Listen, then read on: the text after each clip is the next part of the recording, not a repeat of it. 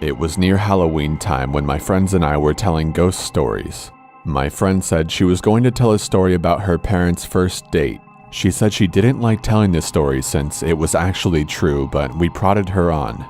To make a long story short, the parents had spent a nice, if awkward, first date, and around the time that they would have said goodnight, the male in the situation, my friend's dad, suggested that they go for a midnight hike up Provo Canyon. He apparently knew the place since he had done a fair amount of rock climbing in that area. So the two drove up the mouth of the canyon, got out of their cars, and started hiking under just the light of the stars since it was a new moon. At some point, the male starts getting a bad feeling since the pathway ahead, which would pass under some trees, would be dark, and because it was getting to be quite late, he ignores the feeling and presses on. In later rehearsings of the story, the female would say that she had felt the same feeling at what was probably the same time, though she didn't know the trail like he did, so that wasn't unusual. A minute later, the feeling came back to the male. He ignored it again and started walking a bit of the way into the woods when his foot hit something soft in the middle of the path. Under the trees, it was too dark to see just what this soft thing was, and the feeling came back stronger than ever. Instead of finding out what his foot had bumped into, he and the female both agreed to hightail it out of there. Years later, after being married for some time, they were watching an interview with the serial killer Ted Bundy. In response to a question asking him to describe the first time that he felt the closest to being caught, he explained about the night that he lured a girl into Provo Canyon and had just killed her when he heard some people coming up the trail. He explained how he hid in the trees just in time only to watch some guy walk right into the body and for some reason just turn around and walk away. Coincidence or not, the whole thing really gets you thinking.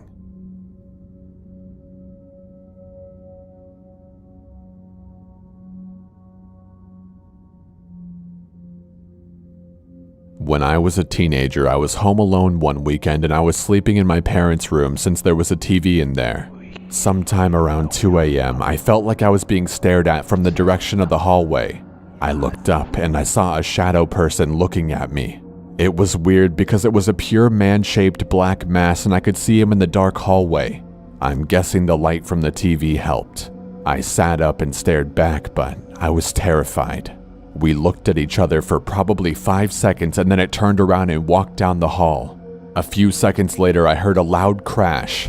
I was so scared I turned the TV to the Disney Channel and stayed awake for as long as possible. When I woke up the next morning, I walked down the hall to the bathroom, and that's when I noticed a mirror that was hanging had fallen off the wall and was shattered. My family still doesn't believe me, but I know what happened.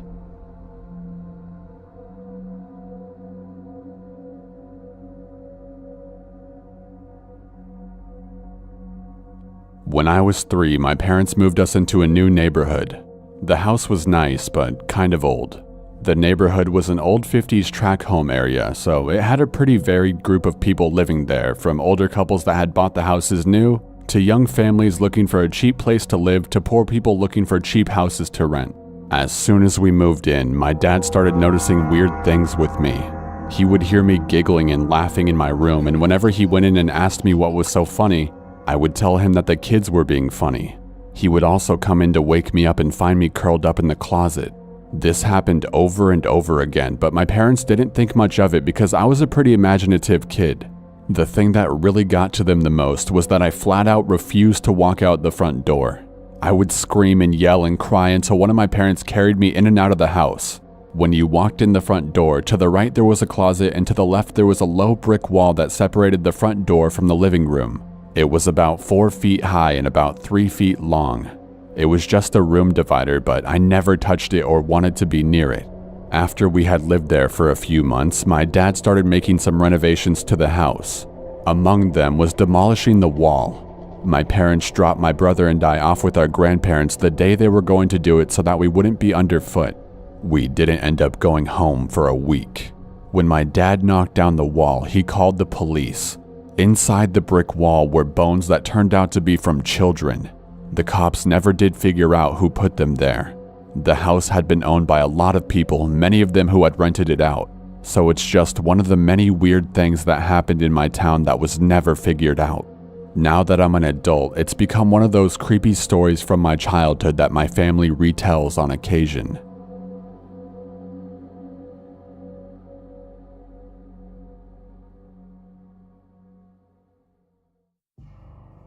This happened 2 nights ago, so I'm still replaying it over and over in my head. I'm a pretty predictable person with a predictable schedule, so I'm not sure if this was a random occurrence or if someone knew my nightly routine. I'm a 35-year-old woman. My husband Rob gets up for work hours before me, so he goes to bed before I do. I usually get to bed a few hours after he does, around the same time every night. I turn off the lights and the TV in the living room and take my dog to the back door to let her out. She's tiny, old, and poses zero threat to anyone. The door leads to a large deck outside. Off to the right of the deck is a few steps down and a small path to a gate which we always keep chained and locked. Every single night before opening the door, I peek out of the window right next to it without disturbing the blinds and flip on the deck light. I never expect anyone to be there, and we've never had a problem with anyone trespassing or trying to break in.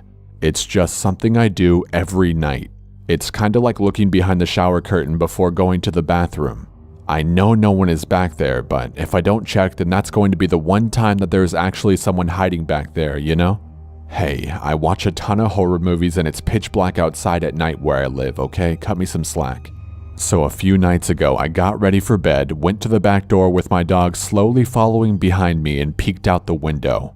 I flipped on the light, and my heart jumped into my throat when I saw a skinny, dirty guy in his 30s or 40s standing off to the side of the door facing it. I see him raise his arm up and hold a screwdriver above his head as soon as the light went on, preparing for someone to open the door. I screamed, "Rob, get up, get the gun!" as loud as I could, which startled the guy, and he jumped over the rail of the deck even though he was right next to the stairs and ran. My husband ran out of our bedroom with his gun. He called the police and they showed up within 5 minutes. They drove around trying to find the guy, but no luck. The guy broke the lock on our gate to get in. He also pried open the back screen door, which we always keep locked as well. If I would have opened the door without looking out first, I might have been dead. I don't know if I caught the guy trying to break in or if he was waiting for me to open the door like I do every night. Either way, it was fucking terrifying. My parents are buying us outdoor security cameras this week as an early birthday present for Rob.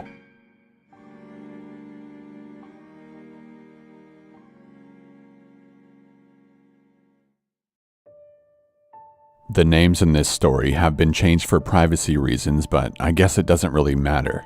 I'm a fairly tiny 18-year-old girl. I'm only 5 foot and weigh maybe 120 pounds. I just started my first year at college and I decided to live on campus. During the first week here, there were a bunch of activities for us to get to know our class.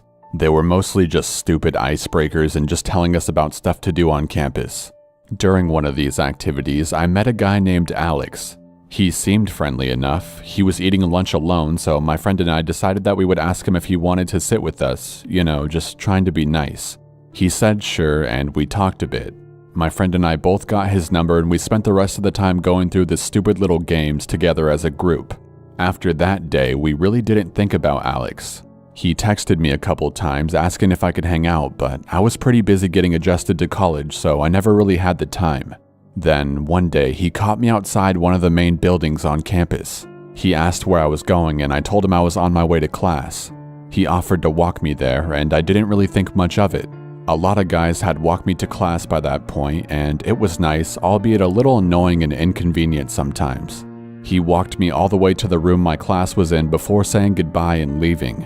Again, I figured he was harmless. He started texting me more and I tried to respond the best I could, but that wasn't enough for him. He would text me repeatedly, asking why I wasn't answering him, who I was with, and what I was doing. Finally, I got fed up and told him that he needed to stop and that he didn't have any authority over me and that I had no obligation to text him back. He was taken aback slightly, but admitted that what he did was wrong and said he was sorry. I just dropped the situation altogether. I mean, after all, I had more important things to worry about. 3 weeks later, midterms came around and me and my roommate were pretty stressed, so that night we decided to just sit outside of our dorm building under a tree and talk. My campus is a pretty safe place, so people tend to be out at any time of the night. It's not really a strange occurrence. Then I got a text from Alex that just said, "Where are you?" I didn't respond and I didn't really want to see him anyways. A couple minutes later, I got another text that just said, "I see you." I looked around after receiving it and there he was. standing about 60 feet away just looking at me as if I had completely betrayed him.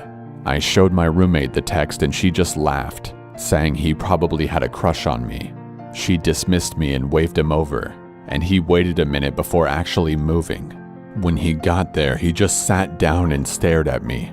We tried to make a polite conversation, but he didn't seem to particularly want to talk. He just sat there and fucking stared. Eventually, I was more than freaked out and my roommate had realized her mistake. I suggested to her that we go inside, get ready for bed, and go to sleep. The doors here are all controlled by keycard and your card will only let you into your specific building. So I swipe my card and go through the door and my roommate follows after me, and before it can swing closed to lock, Alex places his hand on the door and comes inside with us. We were stopped dead on the stairs just looking at him with the epitome of, "What the fuck are you doing?" written on our faces. He just shrugged his shoulders and followed us up the steps. At this point, we didn't know what to do. My roommate stupidly thought maybe he just wanted to hang out for a bit longer, so she invited him into our dorm room and suggested we watch Netflix. He stayed in our room for almost 2 hours until around midnight, and the whole time I stayed on the opposite side of the room from him. He just gave off such a creepy vibe. He didn't watch the show on Netflix, he just kept fucking staring at me. Eventually, I suggested that we go to the dining hall next door to our building. It was open 24/7 and I was looking for any way to get him out of the room. We left, got food, and then I stated that me and my roommate should get to bed. I told Alex goodnight and to have a safe walk home, not even stopping to look at him. I opened the door with my card, went inside, and my roommate, who was beyond freaked out at this point as well, followed very close behind. And again, before the door could swing closed, Alex put his hand in the door and followed us inside. I turned around and plainly told him, "Go home, Alex." He didn't move one way or the other, he just kept fucking staring at me. "You need to go home, we need to go to bed," I told him again. "No." That was all he fucking said. I was past frustrated at this point. I just rolled my eyes and looked at him again. I grabbed my roommate's arm and went to the door to our floor again opening it and having her follow behind. But again, when she didn't close the door fast enough, Alex followed us inside. I turned around again and told him that he wasn't to come into our room, and that if he felt like staying, then he was sleeping on the floor out in the hall for all I cared. I opened the door quickly and dragged my roommate inside and slammed the door behind me. I just got ready to sleep. If he was still out there, then he could stay there, it wasn't my problem. But my roommate needed to go to the bathroom, which was down the hall. She left and I told her to just make sure to close the door quickly. When she came back, she was slowly coming into the room, and I asked her what was wrong before Alex pushed his way past her and inside the room, closing the door behind him. At this point, I was livid. "What the fuck do you think you're doing? Go home!" I yelled at him. "No, I'm staying here for the night." His voice had this tone, one that implied that I was somehow the crazy one for telling him to get out of my room. I looked at my roommate, who had backed into her corner of the room. She looked like she was just in shock. "You're not staying here tonight. You're going to get out of here. Go back to your own dorm and leave us alone," I told him, trying my best not to scream since at this point it was around 1 a.m. "No, I'm staying here. I'm staying with you." He spoke to me like these were the nicest words he could say, like he wasn't doing one of the creepiest things possible at the moment. "You're not fucking staying here." I finally started screaming at the top of my lungs. "Get out right now or I will call the police and my RA. Get the fuck out of my room, Alex." At the threat of the police and the RA, his face lit up with worry. He knew what he was doing was beyond messed up. For some reason, he assumed that I would somehow just allow him to do this and not fight back. One more round of me screaming for him to get out and waking up my entire floor, and he finally left. I figured that this whole thing was a creepy but one-time thing. That after being screamed at to leave and get out, he would be able to realize that I wanted nothing to do with him. But that wasn't the case. When I would be walking around, I started noticing him following behind me. Not close enough to be obvious, but close enough that it made my skin crawl. I started noticing him waiting outside the buildings I had class in, even though I had never seen him before and knew for a fact that he had no class inside of them. He would wait at the entrance of my building, standing just across from the door, watching me until I went inside. He kept texting me too. He would send me Snapchats, call me, DM me on Twitter, anything he could use to contact me, asking why I was avoiding him. He would tell me about something he saw me do that day when I had no idea he was there, give me compliments about what I was wearing in that exact moment. It was terrifying. Eventually, I got so fed up with him after bombarding him with messages to leave me alone and stop following me, that I finally reported him for stalking to the university and the police.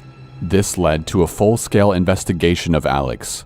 The school and local police admitted his behavior fit the criteria for stalking, and they brought him in for questioning, basically just to ask why. Why out of the 50,000 people on this campus did he choose to do this to me?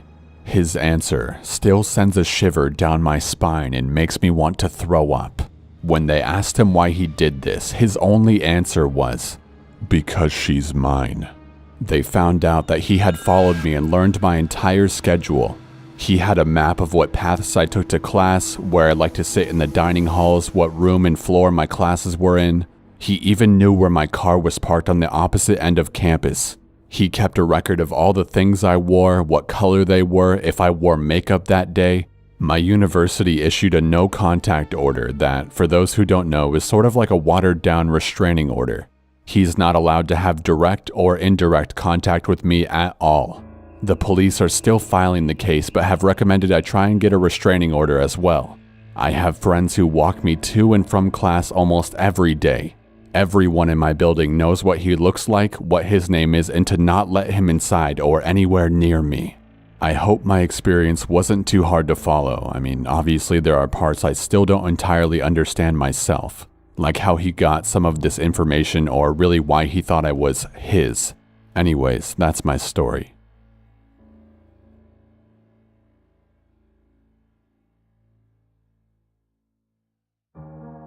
First off, I would like to state that this is a true story and I have no intentions to share anything made up. Anyways, this happened when I was a freshman in high school. It was a usual Friday night for us in a small town in a very rural part of Arkansas. Me and my friend, who we'll call Seth, were really close at the time and spent just about every day with each other after school. He was 17 and we had plans to hang out with two other girls who were a couple years older than me. Being in a very small town and going to a small school, everyone knew everybody and was pretty close. We showed up to one of the girls' houses after renting a couple scary movies and planned to just chill out there for the night and have a couple drinks. The girl whose house it was we'll call Sarah and her friend we'll call Melissa. After about half an hour of watching the movie Insidious, I think, Sarah out of nowhere asked if we wanted to play with a Ouija board. I was really into paranormal stuff and have always wanted to try one. After a couple minutes of debating with Seth and the other girl, we decided to give it a try. We set it up on her living room floor, turned out all the lights, and started asking it questions. Unfortunately for me, it never moved. We kept trying, but still, no luck. We started talking about the place that we were trying it and thought that that might be why we weren't getting any responses. Sarah and I remembered an old Indian burial ground not far from her house that we had been to before with other friends. This place was from the late 1800s and it wasn't like a normal cemetery where people were buried underground. The bodies were laid on top of the ground and they basically built a coffin out of rocks. We all decided that we wanted to go, so we grabbed a couple candles and headed out. When we walked outside, it was pitch black and raining. A perfect setting for something scary, just like in the movies, I thought. All four of us piled in the front seat of Seth's four-door truck because of how scared the girls were. We took off down multiple deserted dirt roads through the middle of nowhere. But because we knew where we were going, we only had to suffer through the pouring rain for about 30 minutes until we arrived. This place was in the middle of the woods and no one lived around here. As soon as we parked the truck, Seth pulls out a half-empty bottle of UV blue and starts chugging it, not acting very interested in what we were doing. Me and the girls eventually faced our fears and jumped out of the truck while it was still raining and walked over to the pile of rocks. After a few minutes of wondering if this was a good idea or not, we laid the board down on one of the rock coffins and asked if anyone was there. It immediately moved to yes. The girls started screaming and I saw a tear run down Melissa's face. I tried calming them down so we could ask more questions. I'm not going to go into a lot of details on all the questions that we asked due to time's sake, but every basic question you would ask a Ouija board, it came back with a very intelligent answer. I specifically remember asking the board how it died, and it responded with the letters FLU. I knew that none of them were moving the piece because as soon as it spelled this, everyone started questioning what it meant. FLU, what does that mean? After a few seconds of wondering, Sarah shouted, "Oh my God, the flu! He died from the flu!" Chills covered my body as the girls started crying their eyes out. We decided that we had had enough of this spirit we were talking to, so we said goodbye and moved on. I tried comforting the girls because I wanted to keep going. After about 10 minutes of calming them down, I talked them into moving on to another rock and trying to make contact with someone else. So we sat the board down on another rock and tried again. We asked it the same basic questions, but this one was replying with random letters that didn't make any sense. Seth's drunken self was standing over our shoulders. Barely able to stand up on his own, he started making smart-ass comments about the spirit, most likely to show off and act like a badass in front of the scared girls. We looked back at the board and without asking it any questions, it very rapidly spells out "stop." The girls started freaking out again and started to yell at Seth for making that comment. I asked the board, "Stop what?" And it instantly spells out "joking." Now I'm becoming freaked out myself as the girls continued to yell at Seth. I stood there just staring at the board in pure terror. At this moment, a frog jumps on my leg and scares the shit out of all of us. In a very fragile voice, I asked the board, whose foot did that frog just jump on? The board then spells out my name as the girls looked away crying. They got to where they were shaking from fear and cold rain was pouring down on them.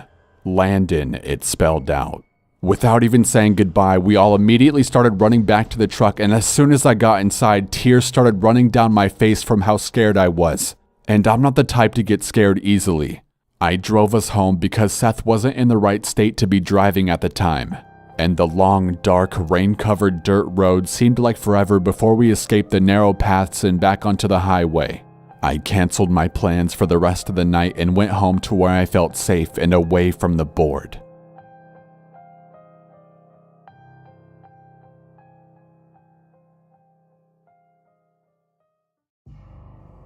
This happened in southern Brooklyn in New York City, in a part of the city where it's in between two neighborhoods called Bensonhurst and Gravesend between the late winter and spring of 2012. My apartment building had recently been purchased by a new landlord and was undergoing a much-needed renovation. This was because it was an old building that was built sometime in the 1920s. This is relevant due to the fact that the construction workers would sometimes, foolishly, leave the front door of the building wide open with the lock removed, which pretty much allowed trespassers to waltz right in. I was home, 18 years old in college, snowed in the middle of winter. I was watching episodes of The Daily Show with Jon Stewart on Hulu on my bed in the same living room when I hear the sound of keys jiggling near the door and the sound of a key going through the lock. Thinking it was my mom who was coming back from work, I thought nothing of it. Well, that was until the sound persisted. Confused, I called out, "Mom, do you need any help?" The sound still persisted.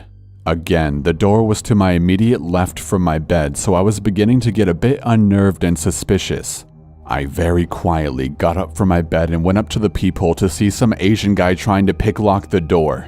I could almost feel my adrenal glands swell with adrenaline and I started thinking fast, while still being admittedly shit scared as well. I hastily went to the kitchen and grabbed a knife, and then stomped towards the door, not hiding my presence anymore. Before I could even do anything, I heard him bolting down the stairs. The funny thing about the apartment door though, the door had 3 locks on it, 2 of which were broken and not actually used to lock the door. I guess the guy didn't notice the lock towards the bottom below the other 2 locks, which were bigger, so luck was on my side here. However, unfortunately, the story doesn't end here. A few months later, there is now scaffolding around the inner courtyard of the apartment building, where workers were now re-bricking and repainting the facade on our side of the building. The scaffolding was so thorough that they were basically up against the windows of the building. This will be important later. My mom and I had now moved downstairs to a newly renovated apartment and it was now spring. One night, my mom looked out the window from our new kitchen and quickly killed the lights. I joined in quietly to see what was going on. And I see a cop with a flashlight looking around the courtyard and around the scaffolding, and I notice him picking up a wallet from the ground. He radios it in, and I could have sworn I saw the light from his flashlight show a splat of blood on the ground. I didn't know about this until the end of the year, but my Italian neighbor who lived in this building since the 80s and now lived across the hall from me told me that some junkie used the scaffolding around my building to get to her window and was trying to break in. Thankfully, her window was locked and she happened to be sleeping near that very window, so she caught him quickly. The guy tried to make a run for it, but ended up falling a good 20 or 30 feet onto hard concrete and limped away. From what I heard from her, the guy had literally broken his spine. He was found by police on the corner of my block where he had died of his injuries. How he managed to get that far with a broken back is beyond me.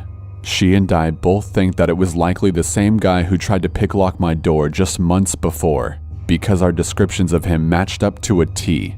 Now, the detail that scares me most is something my mom had just told me about a week ago. She told me that there were numerous times where she had seen flashlight shining into my room, a black figure on the fire escape by my mom's window in her room, and 2 sets of shadows that you could see just underneath the door to our apartment for months leading up to this incident with my neighbor. She thought it was just isolated incidents of assholes trying to rob the building since a neighbor upstairs got robbed through the roof a couple of years ago. However, I personally think it had something to do with the druggie almost 100%. I'm a hardened and native New Yorker who has seen his share of things, especially since I grew up in the Lower East Side in the 90s back when it was a war zone before I moved to Brooklyn. But to feel like prey in your own home is something no one should ever experience.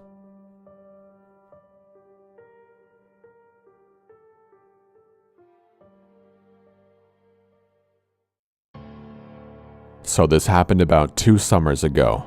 I, 21 at the time, decided to go on Tinder because my job required anywhere from 70 to 100 hours a week. So I barely had time to sleep, let alone meet someone. I see this guy who is a very attractive 42-year-old. Yes, I know. We happened to match and we chat a bit and eventually exchange numbers. We text back and forth a bit and he ends up calling me. The phone call was pretty normal, no red flags that I'm aware of, and we set up a date for the upcoming week. The week arrives and I'm walking to a small park in the city to meet him. This may be awful to say, but I cannot stand a man who puts on way too much cologne. I could smell the guy from 10 feet away. He walks up to me and I immediately feel like something is off. And I thought, hey, maybe I'm just being paranoid. And this is where the fun begins. We go to this restaurant and we're eating and drinking. He starts receiving phone call after phone call.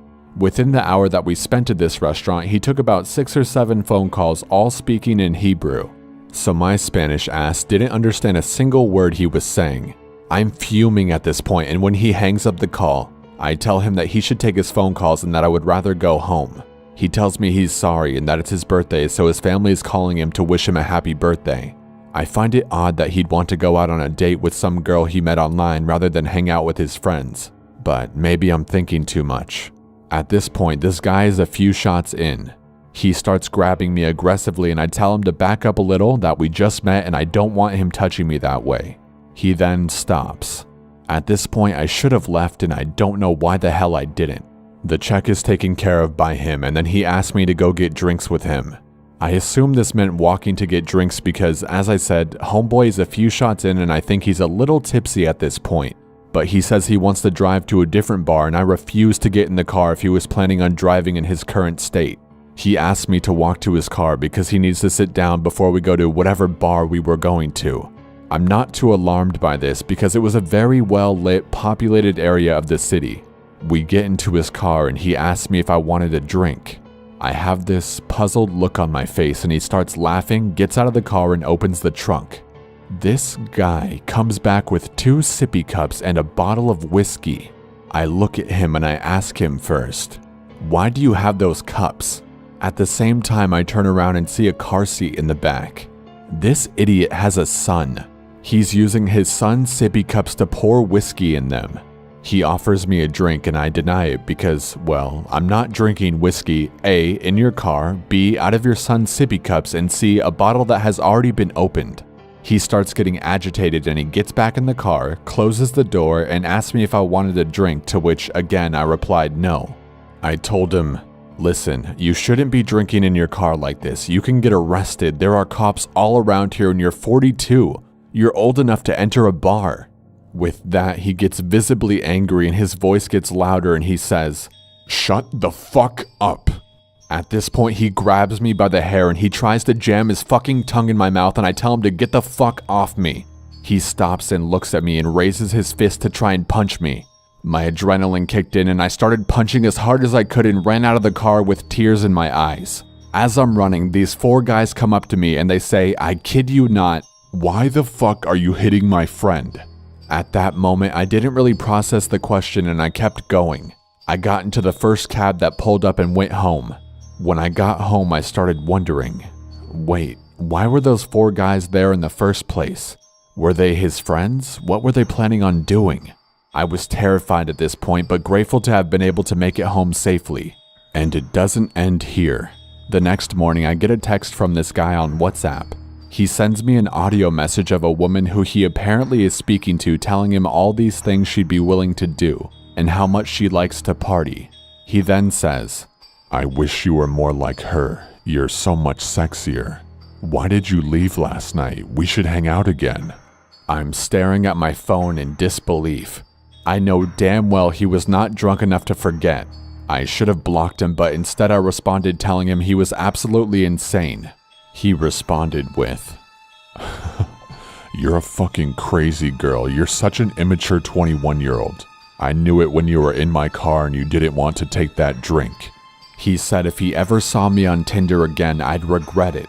I immediately blocked him and deleted my Tinder shortly after that. That honestly was one of the scariest encounters. What scares me most is that his friends were right around the corner. I still have no idea what their intentions were.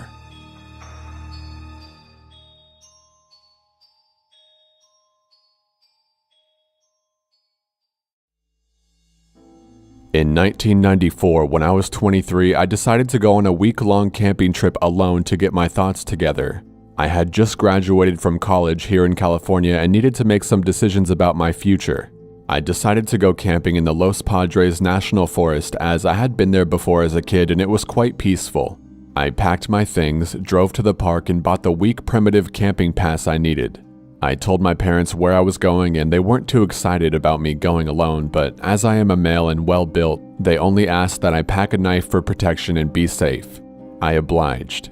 I parked my car and set forth down the trail that I had chosen. My plan was to hike to a small pond that was about 12 miles down the trail and spend my week there fishing, relaxing, and thinking about what I should do with the rest of my life. I hiked from morning to about 6 p.m. and took my time taking pictures, eating my lunch, and even writing in my journal.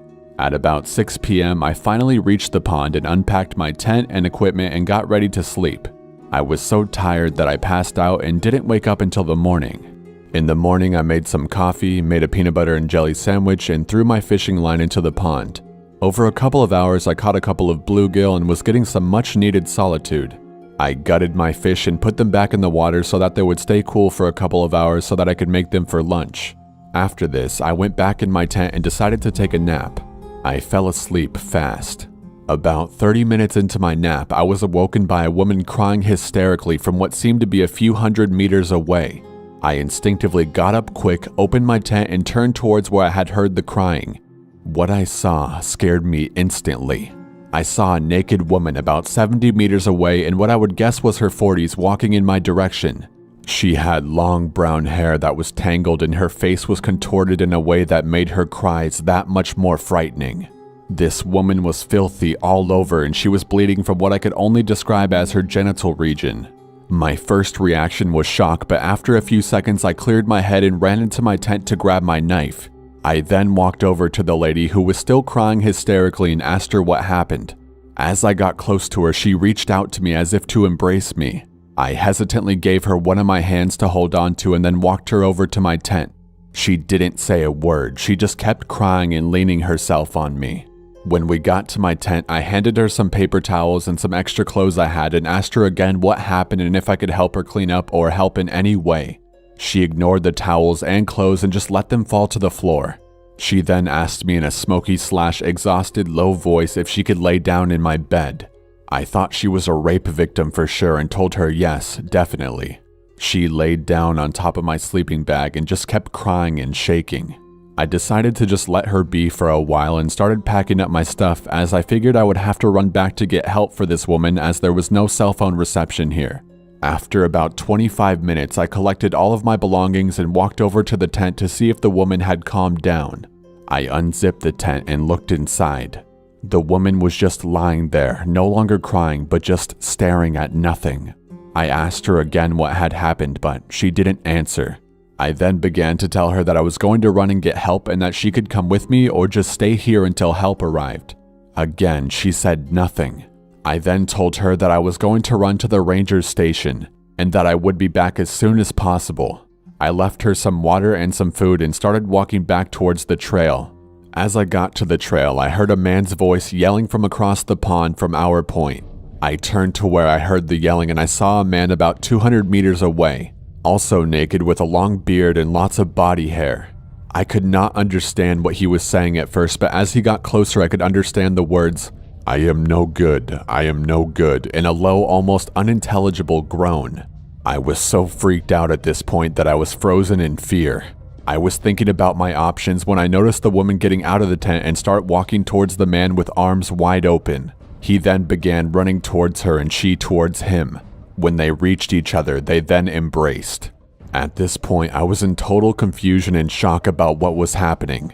I just stood there and watched whatever it was I was watching happen. After what seemed like 30 minutes, they let go of each other and I could see them talking. The woman pointed towards me and then pointed towards her stomach.